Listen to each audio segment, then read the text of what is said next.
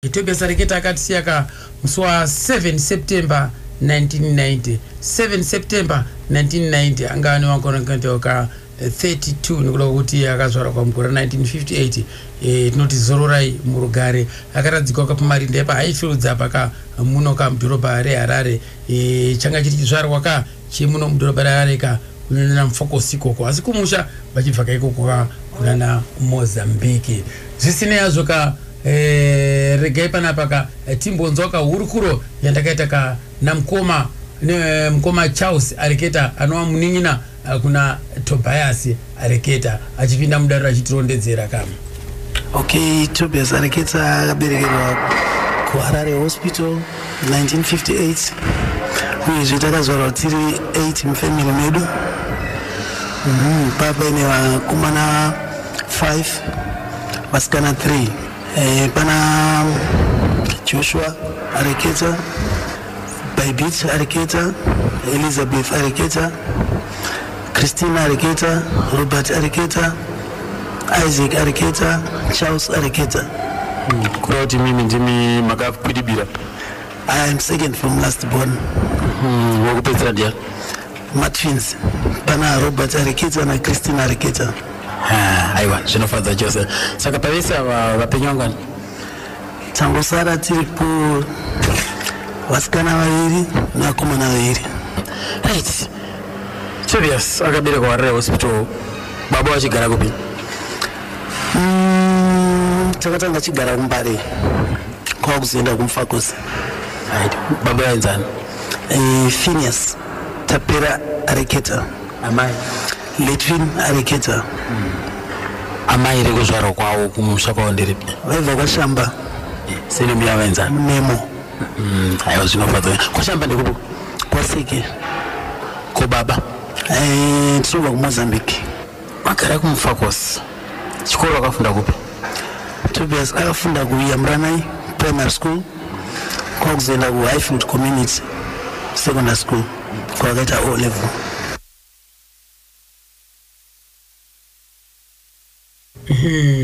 Tombonza kuti career yake mune zvemimhanzi zvakatangira pake. He started his career in music. Ainspired nemukoma wangu ainzi Joshua Areketa. Ndiye akatanga zvemusic mufamily medu. Akazomutora kwakumudzidzisa music. At the same time he was Stone Kevin. Mukoma Joshua zvemusic izvi vairidza nezvikwata zvipi? Vakaridza negroup rainzi Jeff Harmon Kings. Vakaridza nezvikwata zvakasiyana siyana zvakawanda. Munguza mapindi ekudhara akawanda ndiwo vakatanga nazvo izvozvo. Vachirova musambo ipi apa? Vairidza music rock, jazz, traditional. Daro. Saka Tobias achipinda apa akakwezva tingati akabata mwoyo nemusambo upi? Music yake yaifarira aida pop neafro jazz, asi akazochinja achisa hake music yake kuafro traditional music. Saka imimi maimuona magariro akamaita naye, mimhanzi yaingofarira zvakakazorora ndipi? Music yake yaifarira he was into blues, jazz, rock, funk.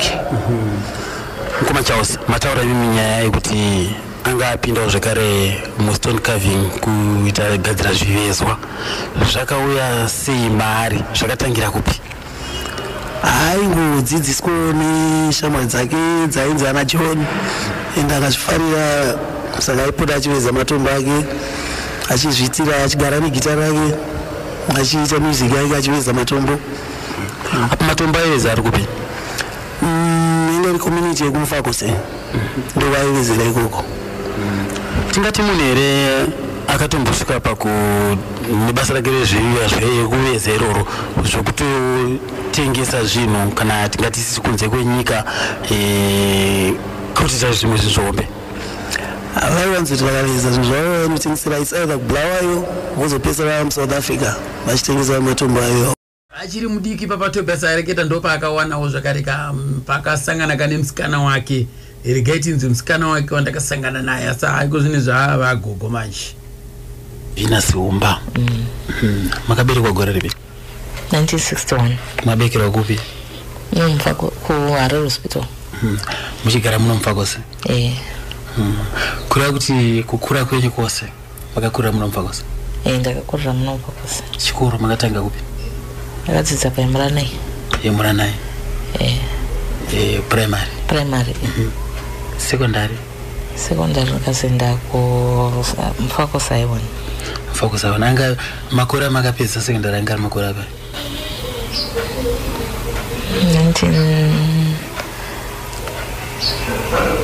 1976, 78. Aiwa, kare uko. So nokudaro mkoma Tobias makasangana nawo sei, makatanga kuvaona papi kana kuvaziva? Anga ari mukoma nangu kubvira ndichiri musikana. Ndichiri primary. Chiri primary. Iwe vaigara kupi? Aigara naMunini. Muno Mufako se? Ndokwakuri kumba kwawo? Ndokwakuri kumba kwawo.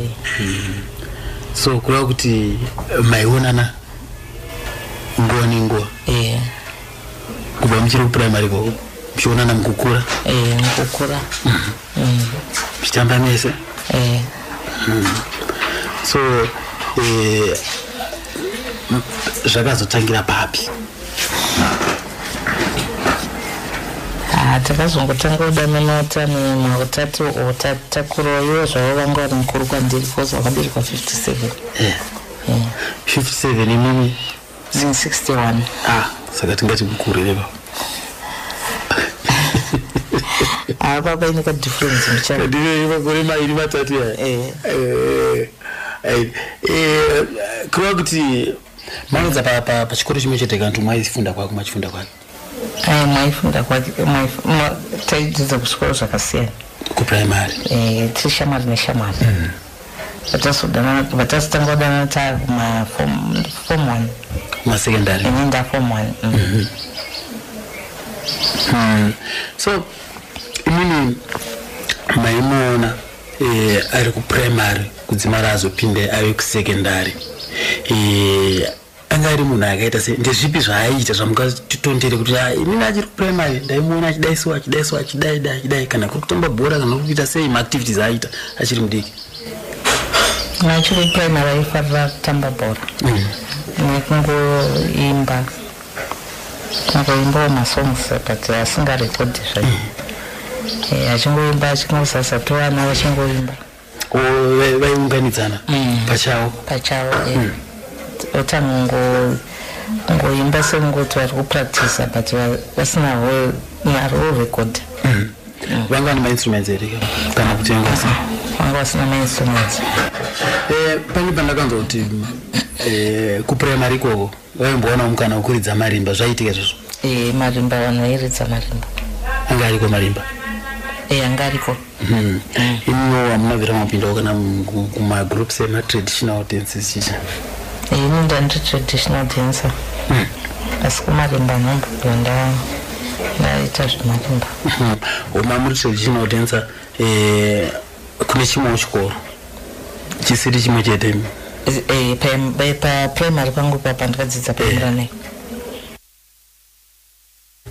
mavanzo akavuka ndoka amai areketa ndakasvika naenda form 2. So zvasingavhiringere chikoro? Zvasingavhiringe ostaiso mana zvida after school. Asi vabereki havana kunge vazviziva? Vabereki vangu vasingazviziva. Pamazodi famba mese paya? Tasifamba tese ndasikukanganiswa nda pa form 2. Form 2 komana zvakauya sei, akazvitambira sei? Kunganzi here makaita zvekudzingwa here kumba kana kuti kudzingwa pachikoro kana zvakatanga kuoneka kupi? Ndinombodzingwa kuchikoro, zvinomboonekwa. Ndombodzingwa kuchikoro kana kumba havanombozviona. akatosvosvona nhumbi yatokura kumba kumba. Saka baba vangu vakazvitambira ndozvaitika akati mwana anogumira pafomu 2 changoramba chikontinya kuchikoro, saka ndinombogara ndagara navo. kura kuti hamuna kumira chikoro? Ndakambomira pandikaenda nozvara. Ndazvara mai vakati ndosara ndichichengeta mwana ndadzokera kuchikoro. Apa secondary mamiri pamfakosi aiwana. Saka masununguka mwana? Ndakazoenda kunosunungura kwamainini wangu Chinoi. Ranga rigore ripi? 1980. Makasununguka musikana masi. Ndobva madzoka. Saka makazodzoka makadzokera kupi? Pandakazodzoka ndakabva ndaenda kuti andazodzokera kwaaiwana. Ndakazoenda Tendai primary Tendai night school. Ndakazoita O level. Makabva mazoendera mberi form 3 form 4. Aiwa. Ingomana uyu zvanga zvakamira sei? Panguva yamakamutsanangurira kuti shamari ndo zvaitika akati anombozviramba. Anozviramba. Aenda kuchikoro but akazvitambira. Apa azokontinua achipedzawo chikoro. Asi mwana wakaiuya zona zvakachi. Navabereki venyu mimi vakajizana sei? Because vabereki venyu vakaziva kuti wedu mwana akanganidza chikoro uye ari kuenda kuchikoro. Vabereki vangu anamai vangu vakakumbuka. Havana kuzvifarira. Havana kuzvifarira. Asi kumba aiuya sekuzona mwana? Kumba aiuya zona mwana. Imimi mapedza akatanga kupedza chikoro ndiye? Ndiye akazotanga kupedza. Mukazoita sei? Ine ndikazopedzawo chikoro. Kureva kuti imimi paienda kuchikoro paanga apedza chikoro imimi makaramba muchionana naye? Taionana bwezi papa ine mwana. Taionana. Ini ndakabva ndawana basa. Ndatanga kusenza kuboka. Boka book sales. The first company. Ndichisenza kuboka ndakabva ndaenda baba vangu abva kuti unofanira kuenda kuchikoro. Ndaita secretary kuSpaces College. Musikana ari kukura? Musikana ari kuenda achikura. Mwana achienda kuchikoro aichengetwa namama. Mwana wangu achienda kuchikoro. Tobesariketi akazofa mwana wangu aineni. Saka mesi. Kureva kuti hamuna zira mazombogara mese? Hatina mazombogara tese. Imimi pamama akuenda muchipfuurira mberi nechikoro college. Iye anga akuita sei? Ndopa akatanga zvemusic ava nemainstruments. Vakuenda band rainzi Shasi band. Vachinoridza unana Queens chichi. Chitomboteerawo zveduma shows. Nemunasisi wangu the late my sister akazoshaya. Nandodziyangu the late Stephen. Ndaitoti yatitere mashows emukwasha vachingoteerawo kwavanenge vachiridza. Kunana Queens hotewa kupi. Tifambirika neyoka hurukuro yedu katichinzwaka ndorondo yaiyeka Tobias Areketa katichibatsirwa nemunina wacho anonziyeka Charles Areketa. Right. Reketi nzwapa hanzi vakazovamba chimwe chikwata. Chainzicho the Fantasy Band. That was through my brother. Paka former band rakera inzi Fantasy. Chikwata ichi chakatorwa chese kubva kumfakosi nemukoma wangu. Sapapa ina Wiseman Kwata airidza keyboard. Po apaita Anisto Savetu was playing lead guitar. Po apaita George Machidziva airidza madrums. And then ndo pakatorwa Tobias is the vocalist achiridza rhythm guitar. Saka iyo vakabva vaenda kukwekwe kwainzi kuPhoenix kwavakawana contract. Ranga rigore ripi kana muchitorondera? That was 1979 I think. Vakagara paPhoenix kukwekwe vachiridza ipapa. Then later on ipapo yakambotsikisa here kuti vanga vasati vatanga kutsikisa? Vanga vasati vatanga kutsikisa. But vakazojoinwa manje naSusan Mapfumo. Then Susan Mapfumo aibva kupi panguva iyo? anguvoni maharare imomo avafarira then vakanojoina nawo kwekwe kuno ikoko then they came back to Harare is fantasy ndipo vakakompoza vakaita mahitsa vana ndiani kwakaunza mari ana makei hamuno mari rangu wa best kupman vangasina anyway best but vaingoita mashows matouring vachitendereka vachidzoka vachienda panguva iyoyo pavakatanga kutsikisa naSusan Mapfumo Tobias aimba werapa aimba achiridza rhythm achiita background vocals right regai panapa tipfuurire mberi kaname guru tinzwe kuti iwo chikoma vabereki vaiti kudii nekuwanikwa nemurume ane magitari. Ini vabereki vangu papa vanonyatsochitambira zvakanaka nokuti chitendero chataipinda isusu chachisingabvumidzi kuti tiwanikwe nevanhu vekunze aida kuti tiwanikwe nevanhu vemuchitendero chataipinda. Chitendero chipisha Jehovah's Witness. Saka vabereki vangu havana kuzvigamuchira asi ini murume wangu ndaimuda kuti pakatomuya kuzoda kubvisa mari vakatoramba saka bva zvazongokonzeresa kuti kana paine zvaakazongoitawo zvakazongoitika nokuti munhu akanga abatwa nestress ndofunga kungoti vabereki ava vatondiramba bva kutonzwa kutomundimbira tumasongu akaima masongs akawanda pamusoro penyaya yangu. So kureva here kuti paaiuya iye achitada kubvisa mari yange iri mari yekuda kuroora here kuti nditore mudzimai wangu nditore mhuri yangu ndigare nemhuri yangu kana kuti yange iri mari yekuda kuripa mhosva yaangaita? Aiwa, haitoda kuroora kuti ndakutora mudzimai wangu nemwana wangu nogara pamwe chete tigarisane semhuri.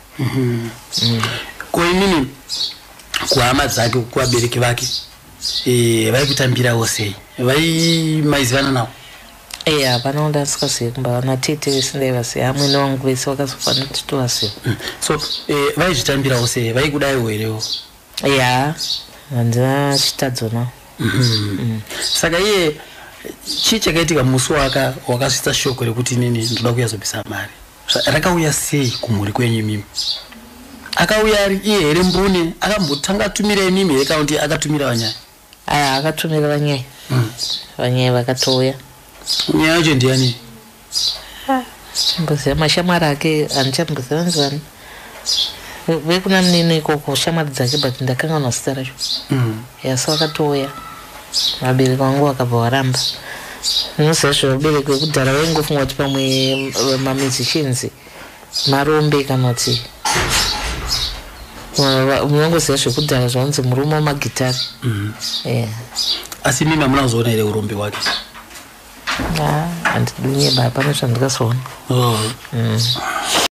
Vakasangana sei naThomas Mapfumo? mungoziva vanhu Thomas was interested in him, he was interested there. Plus nebasa ravo vaingosangana imomo? Vaingosangana vachionana vachizivana kudaro bva vazongowiriranawo vashande vese.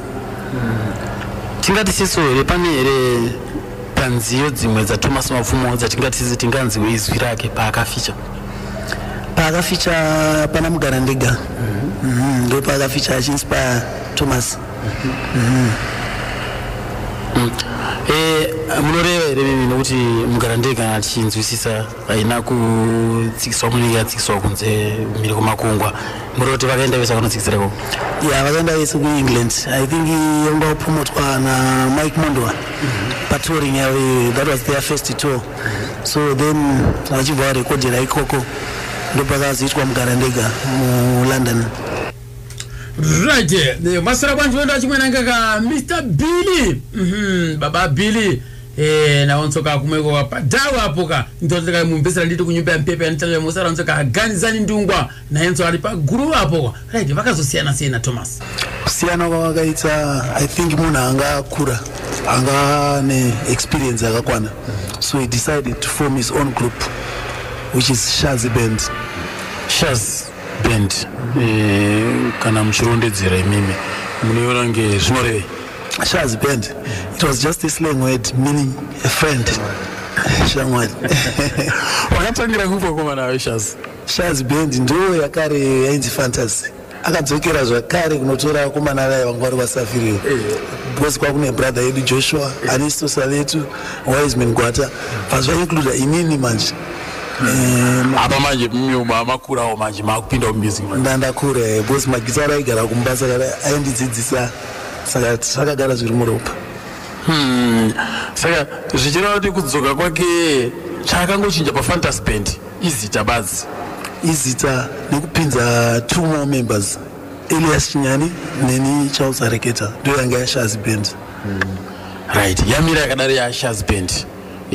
Mungatidomere kuti ndinganga kuridza kuti ndingachiita takati nemi kupinda kwamakaita ikoko mama kuridza uchi. Okay, totanga nenkoma Joshua Areketa, he was playing bass guitar. Then Anisto Savetu, lead guitar. Wiseman Gwata, Waizanga Sipo Papa. Papa ina Tendai Shinyani, achiridza keyboard, indairidza rhythm guitar. Then George Chidzia on the drums, Tobias Areketa, lead vocals. Tingati sisu nzio zao zekutanga kuririza tingati yaShaz vakatangira papi. Our first recording, takarekodera ku Waterfalls Baptist Church. Yengeri Baba na Mai was the first single. Kusiri kwa chaiti kudi? Seri kwacho ndakuti kanganwe kwakuni yaisamaita wauya. Sei mimi makano rekodera ku Waterfalls. Ndofunga taingofarirawo nzvimbo yacho ende zvazviri zvekuti taida kuzviitira zvinhu zvedu patime iyayo. Muri yati ku Waterfalls kwakune studio yanga iriko? Kwakune studio yanga iriko. Right, aigara kupi? Anga achigara ku Kambuzuma. Munhu anga ane mudzimai. Saka Kambuzuma yanga iri imba yake? Ya, ndo kwanga achigara ikoko. Ndikura kuti yanga iri imba yake kwanta yavaita zvokuroja ke? Akatanga achiloja. Asi akazipedzisira aine imba yake. Baba na Mai ndo yakaita single yekutanga yakatambirwa sei? It was a song and half. Because yakaita hit. I think yakakwanisa kuti titenge my instruments, tikatenga track. Makaza yakakwanisa kutenga mbiri. One small car in the track. Yanga rigoro ripi pakabwera Baba na Mai? That was 1986. 1986. Aiwa pari kunzika chose. Right. Mafamba ipapo. Makazoramba mchiburitsa madamba refu here ma 7 singles here kana kuti makaona kuti mchingobva mune first 7 singles vamapinda apo. Yeah, takamboitawo ma singles. Then takazoita album yainzi Mavambo, which means a new beginning. Ndio yatakapedzera kuita hiyo. Album rakanzi Mavambo. Rakatambirwa sei? Rakatambirwa zvakanaka semunhu anga tata system. Saka vanhu vakaritambira zvakanaka, rakatengesekawo. Kana muchiri kutondera imimi dzimwe nziyo dzakakurumbira apana Mavambo ndedzipi? Vanondivenga ndazviparira. Murume wangu ndofunga ndo dzakanyanya kuzikanwa nevanhu vakawanda. Kuitirana kwakazoguma sei, kwakazopera sei? Munhu anga ari right. Angozvitambira because ndisingaende ndaingondoona nemabrothers angu nemasisters angu. Asi ukama wenyu naiye wanga uchingoro wakanaka? Aiwa, wakangoramba wakanaka. Mwana wake achimutarisawo? So kusvikira papi? Kusvikira ini takazongosplitana tisanyanyonana. Ndipo ndikazonzwa kuti akudana nemwe mukadzi wekupi manje? Mikozi hotel. Mikozi store. Inini hanza tisina basa nazvo. Asi inini panguva yamaienda naye yamaiteera muchimbonoona kwaairidza ikoko, inini shuviro yenyu yanga iri yei? time hiyo ndio kwanza wangu chiro wanaodiki tanchiri mwana mdiki time hiyo ndasikambo fungiswa kawanda ngoti nikamwona kwa mashosa yake tukatangu driver nanje tsangu totoka kumba but mimi mamsi nawe ifungwa mimi kuti tsimenzengwa tingasokaratese anombo pera ndafungiswa nanchiri mwana mdiki aiwa kama iguru papa ni mwana kapo asa anombo pera ndashifunga mamji ngoti wachingora lama wake chingora lama wake so pamakazi nzoni kuti iko zvine zvishasha inenge yaneumwe ari kumikozo hamuna zombobata naye imamuna kana zombomubvunza here ndina zombobvunza ingo yacho uno mwana nichingoto inobozi ndaindo basa saka hamusina basa nezvakawanda kusvikira pa sazodini kusvikira pakaenda kuuk akanzi kuti aenda kuuk ndobva anoroora murungu enzi jill wewe kumikoza vamusiya ndivasiya but akamusiya ane mwana anonzi letwin musikana futi musikana aigara kupi kariteme aigara kupumba kambozuma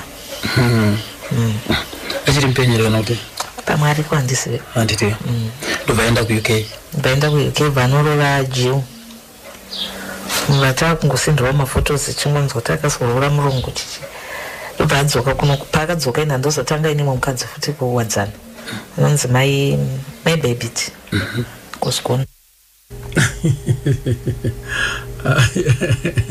aita kumwaya zvichuwa ayayaya kuita kusanganisa varungu makaradi zvese nemakorekore imomo ayaya akomana right regati nje mazuva ekupedzisira pakubva kuna ngoma chao sekuti hey zviza zvakusimbikira mukoma tiri vanhu vanga vakurongedza kushongedza kuda kuenda kuuk saka iye akaita mabusiness trips akati kuti achienda achidzoka then takaita wana contract yainzi just more promotions ndo yakatendera that album kuti vaifarira kunenge kunorekota maartista akawanda ana Yusondu nana Chichi tatapinda kwese ikoko saka then later hazvina kuzokundikana zvakakundikana nekuti munhu ndopa akazodzoka achishaya tingati sizo akatomboenda ndizvozvo chaizvo achinoronga izvozvo achinoronga I think akaita matrips anokwana kuita matatu achienda achidzoka ranga gore rekupedzisira rachero chii chakaitika chakaita kuti azotadza zvakati zvakaitika vafinalize everything zvaita zvakanaka. He came back achitaura kuti we got a contract zvizviri zvafamba sasa takurongedza kuti tichienda tichinoita mubasa ikoko but munongoziva kutonga kwamwari kunosiyana saka munhu haana kutora nguva angoita a short illness then he died. Adzoka kubva ikoko asingati kurwera kwakatangira kuno zvangotangira kunoku. It was instantly because he came on a Monday and Friday yacho ndokushaya kwakaita munhu asi aichema nechi achiti chichamurwadza munhu akangotanga kungorutsa just by vomiting on a Thursday tikangoti kungorutsa chete.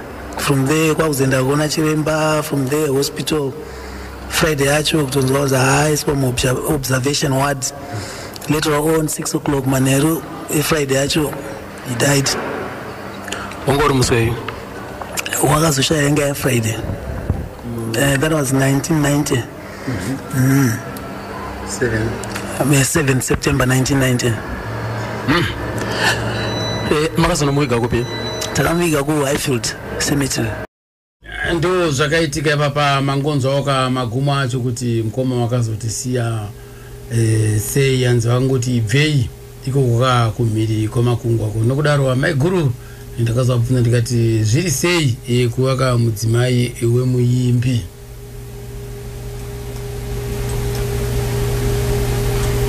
Vanowandirwa.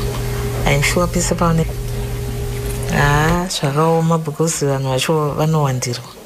I'm sure pese paanoenda kumashows avamboshaya munhu vakadzi nokuti vakadzi vanenge vachiteera mukurumbira ndo zvinonetsera vanhu vaimbi. Meguru mungati mimi pese paanoenda pese paanoenda kumashows apashaike nekuwanda kwakaita vanhu nemashozi apashaika munhu wani pamukadzi wani zvinoitika. ndanoridza kugleniview ndonoridza kukuwadzana ndonoridza kuaishiridza mune utori nemukadzi anotinga achitotera mashozi.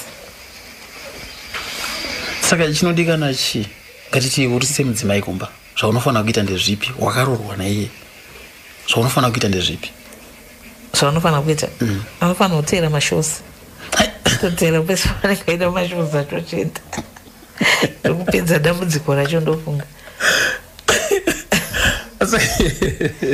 saka imukatera mashozi unoida kuita sei?